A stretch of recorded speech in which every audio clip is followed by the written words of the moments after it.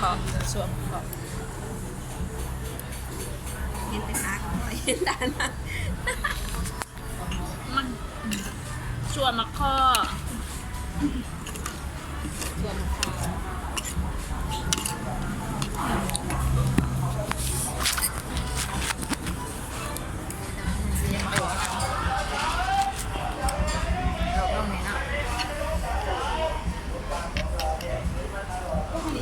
คุณดูซีผมกลัวซะแต่เด็กโขนเนาะบ่เด็กเพื่อหอดถูกกับพอดี3 ถุงหอดถูกกับ6 มื้ออื่นบ่เมื่อไหวแท้ทางอ่ะไหนก็สิไปเท่าไหร่อย่าไหนไปสิหา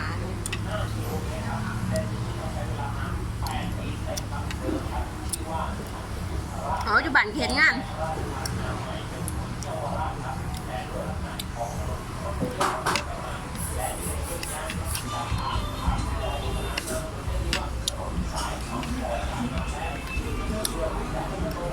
ขึ้นลื่นลงเลยคุยค่าคน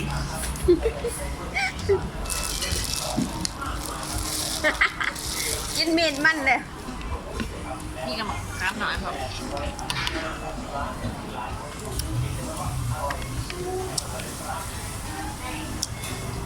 ก็ไปกินน้ำแกงมันเปื่อยอ่ะ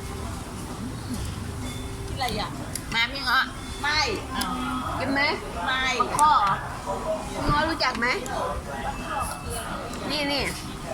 ขอกับมะขามหน่อยอะไรเนาะลูกมะขอใหญ่นะคุณง้อบอกอะไรกูไม่รู้จักไม่ได้ยินเป็นปีนหลังไปว่าเราเห็นเรากันหัวกินอะไรของมันวะ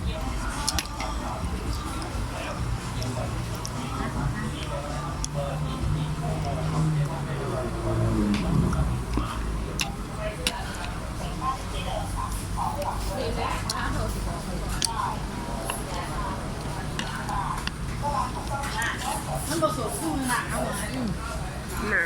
เวลากันอมเขาไม่ได้กันกินบ่ลงค่ะเบิ่นเห็นพวกเราบ่มีอ้วนนี่แซมค้ามน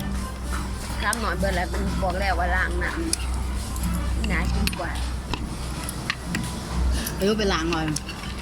ขอรับหลังว่า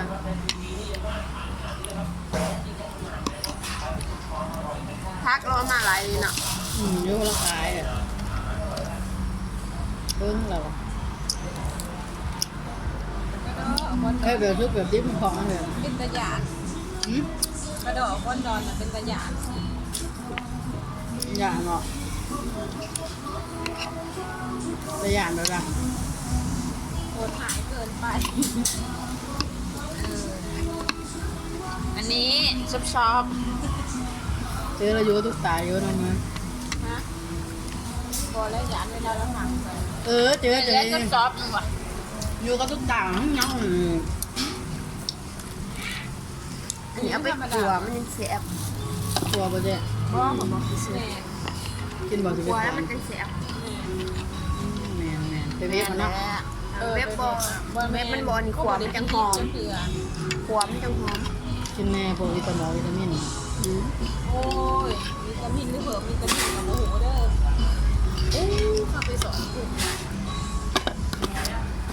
เข้าไปสอนกลุ่มนั่นได้อายุถวยนี่และถวยนี่และถวยใหญ่ๆนะคะถ้าไปสอนกลุ่มในห้องนะคือบ่ยิบลงไปแก้ท่าเดียวไหนมาได้ผ้ากันตัวนั้นเบิดบ่ฮะได้ผ้ากันตัวนั้นเบิดบ่ตัวน้ำจิ้มบ่ก็ก่อยเห็นแล้วก่อยเดือนละครึ่งก็ซ่ากันน่ะบ่กินน้ำพร้าวเสือนี่หมูนึงอยากแบบพิษอยากนะกินเป็นโตกับซิ้วเถื่อละตัวหน่อยพอกากินแล้วไปตำมันคือหาตำแก้วปรุงใส่หมูกรอบในหม้ออันนี้จำเนี่ยตำเรียนสอนเดียวหน่อยนะยังกินโอเวอร์ซิ้วไปที่มาโบกากินบ่เคยกินดิบบ่เคยกินดิบมื้อน่ะเขายังกินตำถุงมื้อใหญ่เซ่ใหญ่จิเก่าโตทองบ่ได้กินเซ่ใหญ่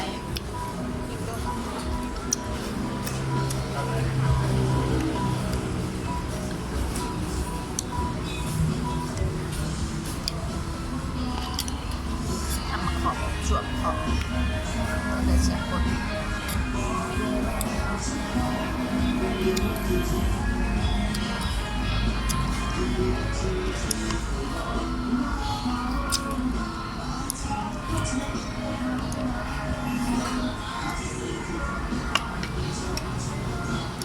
เซอร์ไขมันจีน